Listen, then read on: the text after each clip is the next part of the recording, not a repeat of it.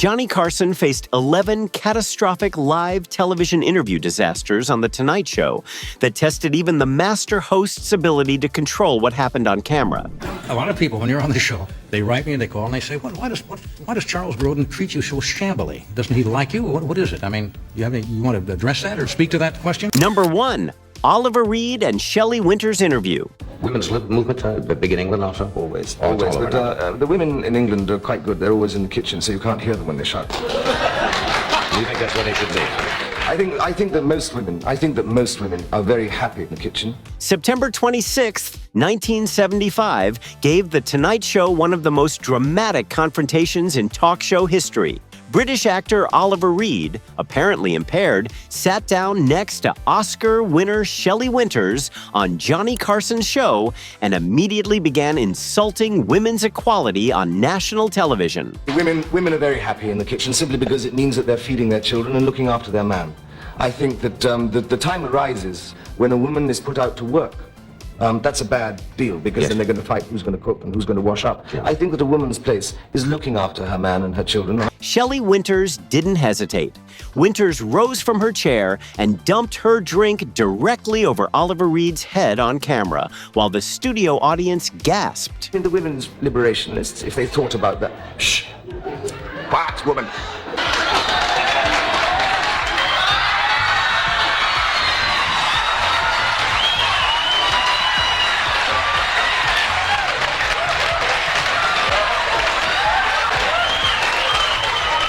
Johnny Carson responded with his signature dry humor, quipping, "Just lick it off," before cutting to commercial on The Tonight Show. But then I shall stay here until it dries. I hope you just lick it off. I think this Tonight Show incident exposes the unpredictability of live television and showed the clash between old Hollywood attitudes and a world already moving past that kind of thinking. By the way, if you are enjoying this video, please consider subscribing. Number 2 is Truman Capote's interview. Did you ever get rejection slips from? No, that's one of the peculiar things in my career, such as it is. I had never got a single rejection slip. No, was everything you sent in there? Mm-hmm. See, I thought we were going to have a heartwarming story here about being rejected and suppressed and feeling insecure. And no, they bought everything.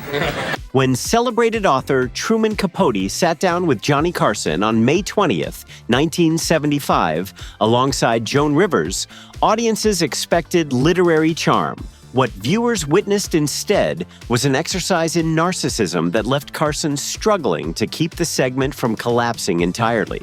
Truman Capote couldn't stop talking about himself, literally praising the greatness of Truman Capote while millions watched from home. The conversation devolved into rambling stories about sensational crimes and gossip.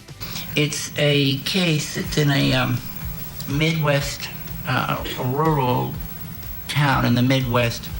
It started about a year and a half ago, and it's had absolutely no publicity at all. It's not a word ever been about it in the paper because of the peculiar circumstances. And when Capote started dishing up juicy gossip about Jackie Onassis, the interview crossed from literary discussion into pure tabloid territory. The author also bragged about an upcoming Neil Simon film called by claiming Capote would play the lead detective role. That turned out to be completely false, as Truman Capote only had a minor part, and Simon later admitted he regretted casting Capote, describing the author's performance as amateurish. According to me, what made this Tonight Show appearance particularly painful was the complete absence of actual dialogue. Capote monologued while Carson sat there, forced to navigate awkward silences. We audience still remember this as one of Johnny Carson's most uncomfortable exchanges. Number 3, Sam Kinison's interview. Shock comic Sam Kinison appeared on The Tonight Show on May 24th, 1989, and the segment played out exactly as chaotic as viewers would expect. Kinison reportedly yelled and detonated throughout his appearance on Johnny Carson's show, pushing hard against broadcast standards. If you were doing some preaching, and this was your congregation, Yeah. what would you Oh, it was very fiery. It was very, I don't know about you, but when I woke up this morning, somebody told me, you don't have to lose. You don't have to be defeated. You can change your life. You know, that kind of stuff. Carson spent the whole time serving as a moderator instead of an interviewer, essentially trying to contain a tornado. Ed McMahon later revealed that Johnny Carson spent the entire Sam Kinison interview bracing for the moment Kinison would cross the line on live television. The fourth is Bob Hope interview.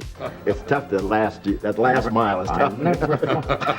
Same guy on the street, huh? Oh, that's right. Now look, since you're not going to be... The flowers have been watered before the parade. I had a tough time. I had to really get out. I had to get off the float and run into a hotel. We almost tore me to bits. You'll enjoy it. You'll enjoy it. Bob Hope appeared on The Tonight Show more than any other entertainer, and viewers would assume that made Hope one of Carson's favorite guests. The reality couldn't have been more different. Johnny Carson privately dreaded every Bob Hope appearance. The legendary comedian would show up with pre-prepared routines, theme songs, and promotional reels already loaded, turning conversation into scripted performance. One Tonight Show writer put it bluntly: there was nothing spontaneous about Hope, and Hope relied on his writers for every topic. Mr. Hope, you played for my dad in Korea, or is it possible they could have said you played for my grandfather? John, don't do my lines. Oh, I'm sorry. Somebody tell you that line? No. I was just thinking, you must have played... It actually happened to me. Somebody about 30 years ago in Korea, a guy said, you played for my father in Germany. The situation got worse as Bob Hope aged through the 1980s. Hope's declining hearing and vision meant Carson had to stick precisely to scripted questions, because any deviation would leave Hope completely lost. Johnny Carson once told his staff privately, "But if I ever end up like that, I want you to end me." I personally don't think Bob Hope appearances were explosive disasters on The Tonight Show. They were just boring, predictable segments that violated everything Carson believed made good television. The next is Marlon Brando and Zsa Gabor's interview. May 1963 gave The Tonight Show what might be its most legendary disaster when Marlon Brando appeared alongside Zsa Gabor in a segment that went completely off the rails on Johnny Carson's show. Marlon Brando arrived impaired and started by praising Gabor, but Zsa Gabor quickly turned on Brando's deadpan humor.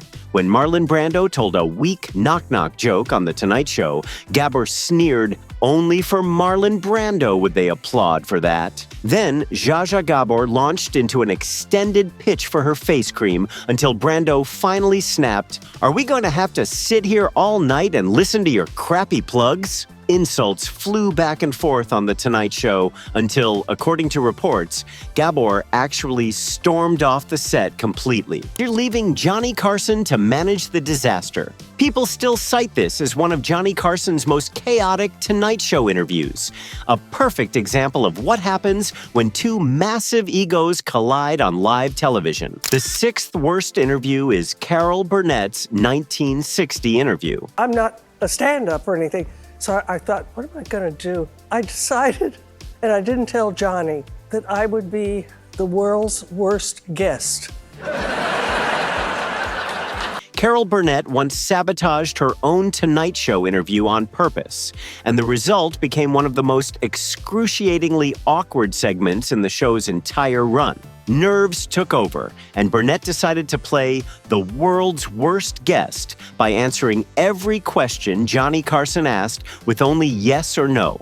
Carson would ask about Burnett's show, and Caroll Burnett would simply say no. I get on the show, and he said, "Wasn't Betty Grable your favorite movie star?" I said, "Yes." And then he said, "And I understand that you bought Betty Grable's old house, so you're living in it." "Yes." He said, "Did you ever think that such a thing like that would happen to you?" I said, "No." Eventually, Johnny Carson found a way through, but Burnett later remembered this Tonight Show appearance as a complete Caroll Burnett had created entirely by herself. Number 7 is Mickey Rooney. During one Tonight Show taping, Mickey Rooney made inappropriate, improvised jokes about other female guests sitting on the couch. Johnny Carson and Ed McMahon found themselves cutting to commercial multiple times just to manage Rooney's off-color banter. After the episode wrapped, Carson personally apologized to the guests who'd been targeted by Mickey Rooney. The eighth worst is Arnold Schwarzenegger's 1979 interview. Arnold Schwarzenegger appeared on The Tonight Show as a young bodybuilder with notable appearances in 1979 and 1985. Schwarzenegger's thick Austrian accent and tendency to interpret jokes literally led to some genuinely awkward television on Johnny Carson's show. Did you do it because, like a lot of the ads say, 97-pound weakling? What happened was I saw one time a 6-foot mirror, in a mirror, and there was one particular part of my body that was bigger than the rest of it. And so that's when I started exercising.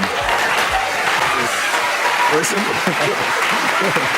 During one 1979 Tonight Show episode, Carson endured several lengthy silences while explaining jokes to Arnold Schwarzenegger, who'd just nod along without understanding the punchline. The awkward young bodybuilder who couldn't grasp Johnny Carson's jokes would eventually become a movie star. But during those early Tonight Show appearances, Schwarzenegger was just a confused Austrian trying to decode American humor. Ninth one is Della Reese. In October of 1980, you were taping a song for The Tonight Show, and you suffered a brain aneurysm. And can you talk a little bit about just that experience and how it affected everything? My brain, while I was doing the show. When it happened, I didn't know what was wrong with me. I wasn't sick, I didn't have a cold, and I said, "Into your hands I commit my spirit." Della Reese was scheduled to perform on The Tonight Show on October 3rd, 1979, when Reese suddenly collapsed backstage and suffered a near-fatal brain aneurysm. During a later interview on Johnny Carson's show, Della Reese recounted the experience in graphic detail, and the conversation shook the normally light Tonight Show atmosphere. Johnny Carson rarely addressed illness or mortality on The Tonight Show, and Carson reportedly became visibly uncomfortable while trying to steer back toward normal programming. The Della Reese incident wasn't a bad interview in the traditional sense, but real life intruding on entertainment in ways nobody could control on The Tonight Show. Number 10, Robert Blake. I feel a little overdressed tonight. I should have. Johnny Carson's quick thinking turned what could have been a disaster into one of late night's most memorable train wrecks. The last is Charles Grodin's interview.